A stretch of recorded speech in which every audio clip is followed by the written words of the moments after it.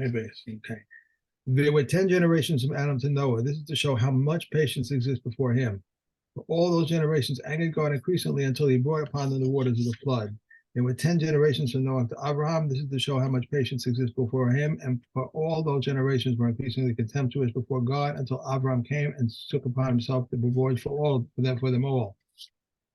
In 10 tests, the father Abraham, peace be on him, was tested, and he stood up in all of them. This is to make known how great the endearment of our father Abraham, peace be on him. 10, that was 3, was that 3? No, one more. One more. 10 miracles performed for our ancestors in Egypt, and 10 miracles at the Sea of Reeds. 10 plagues for the Holy One, blessed is he, brought on the Egyptians in Egypt, and 10 plagues at the Sea of Reeds. With 10 trials, our forefathers tried the Holy One, blessed is he, in the wilderness, as it is said, they have tried me now 10 times, and they have not listened to my voice. Okay, and continuing on the theme of 10, so there were 10 miracles that happened in the Beis HaMikdash. That is the Beis Rishon only. Right. Okay. So there was always a concern. There's a halacha that if a pregnant woman smells something, even if it's something asur, and she she's seized by a desire to eat it, you're allowed, you after telling her this is asur, and she said I just got to have it, so you actually give her the isur because it's a pikuach nefesh. You're worried about her and about her baby. So, but the smell never caused a woman to miscarry. People never needed to eat from the smell of the basar kodesh. Okay, lo yisriach basar hakodesh me'olam, and the sacrificial meat never went putrid. This is the nice of this is really shown in the shlamim, because the shlamim have 2 days, then you can eat it, and they don't have fridges. Right. So they got the meat, they cooked the meat, and the meat had to stay fresh for 2 days, and it never spoiled. Now that's an incredible one, is that there were no flies in the mikdash where they were slaughtering, because you can imagine what's going on with all the blood and everything. Al derech hateva, how many flies there would be there. Lo era keri la kohen gadol b'yom kippurim. The Kohen Gadol never became tameh from a tumas keri on Yom Kippur. Now that's not to say that he never became tameh, because they always did appoint a secondary Kohen Gadol, as we saw in Maseches Yoma. But that was in case he became tameh with other forms of tuma, tumas maize from a sheretz, something like that. But he never became tameh from a keri, because that would have been embarrassing to him. Lo kibu geshamim eish shel atzeh hamaracha. Even when it rained, the fire on the mizbeach never was extinguished. Lo natzcha haruach es amud hashan, and the wind never disturbed the column of smoke that went up from the mizbeach. V'lo nimtza psul be'omer u'b'shtei halechem u'belechem hapanim.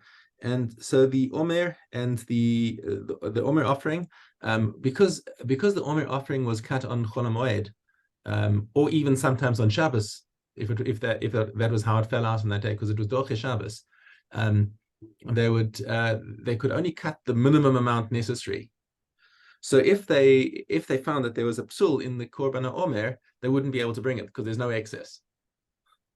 Okay. Also, the Shtei HaLechem and the Lechem Apanim, the Shtei HaLechem is brought on Shavuos, and the Lechem Apanim is switched over on Shabbos. So if any psul happens to them on the day that they're supposed to be changed, that's it. You can't bring it, because there's nothing else. You can only do what you need to do on Shabbos or Yom Tov, and you can't bake something new at this point.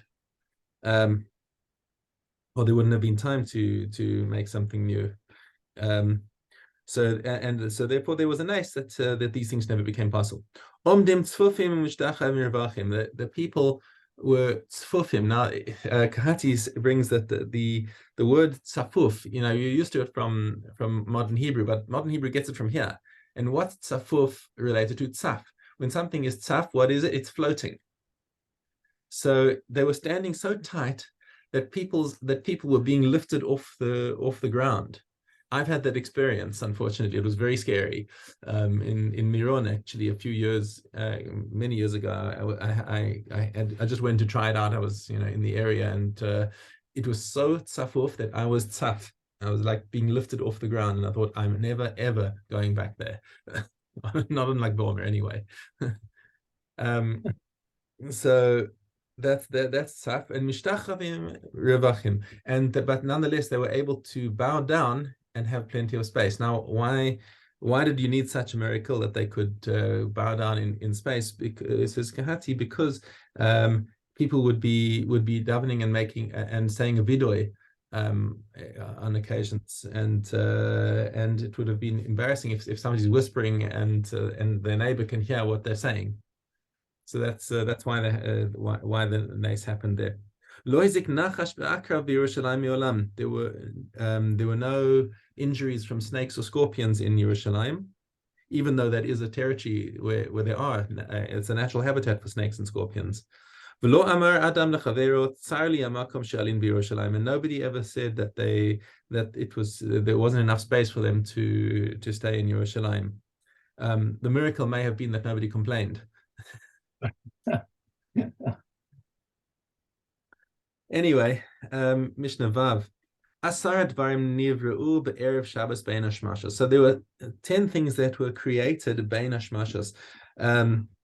And here they are, the Elehen, Pi haaretz, the mouth of the earth that opened up to swallow up Korach and his company.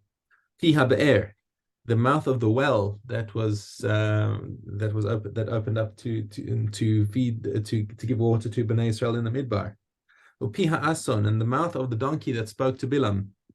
Va'keshes, the rainbow that was brought in after the flood. V'man, and manna. V'mateh, and Moshe's staff. V'hashamir, the worm that was used to engrave on the stones, because they couldn't use a metal kli to do it. That was part of the conditions of manufacture. You couldn't use metal on these things, so they had this worm that they trained to. They painted its food on the stones, and the worm would scrape off the names from the stones like that. So ksav and michtav. What's the difference between the two? Ksav is the shape of the letters, according to Bartanura, that were etched into the stones. The michtav, and the michtav it says Bartanura, the fact that it was visible from all 4 sides of the luchos. That's an interesting thing. You think about 2 sides, but it's visible from all 4 sides somehow. So that is miraculous in itself. According to Rambam, the ksav is the Torah that was written by Hashem, and the michtav is the stylus that was used to write in. So there's some discussion about what's the difference between ksav and michtav and luchos. The first luchos, that is, because the luchos, as it says in the pasuk, the luchos maaseh Elokim hema, they were made by Hashem. But whereas the second luchos, Hashem says to Moshe, "Psol lecha, go and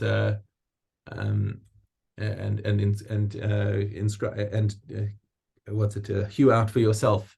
So the second time he had to do it himself. Okay, now why?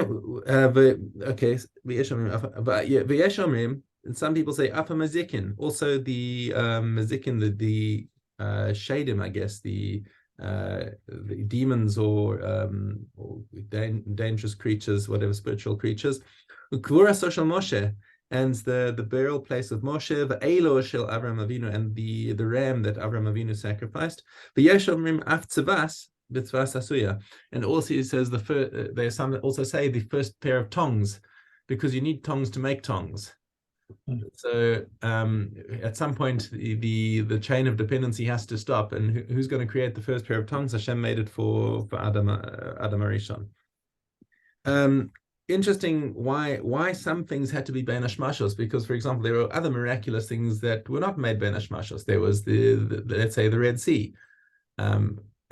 And it says there's a drasha that this was made. The Red Sea, for example, was designed with the ability to split on the day that it was created. So why? Because the pasuk says, and the sea returned la'etano, which they say al tikre la'etano ele l'tanao. Go back to your earlier condition. There was a tanai built into the Red Sea that it was going to split when it needed to.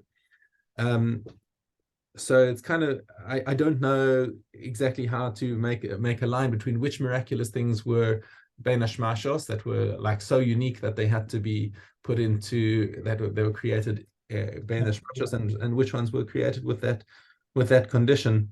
I just don't know what the dividing line is between them. That's tzarich ion. Okay, Mishnah Zayin. We now move on to sevens. Shiva dvarim begolem v'shiva bechacham. So Kahati gives a little introduction over here about what's the difference, what are the different levels of intelligence, and Kahati brings that there are 4 types of people with defective character traits. There's a boor. A boor is a completely uncultured person, related to like a stay boor. A stay boor is like is a field with ditches and holes and whatever, and you can't get anything out of that. And even if you plow it, what you're going to plant? It's useless. So that's the lowest level of human being. Is a boor is somebody who's just completely uncultivated, uncultivatable, has no real potential. Okay, then there's a rake. Is somebody who's got potential but has just never had anything done with him. So somebody who is empty but could potentially have something come out of him.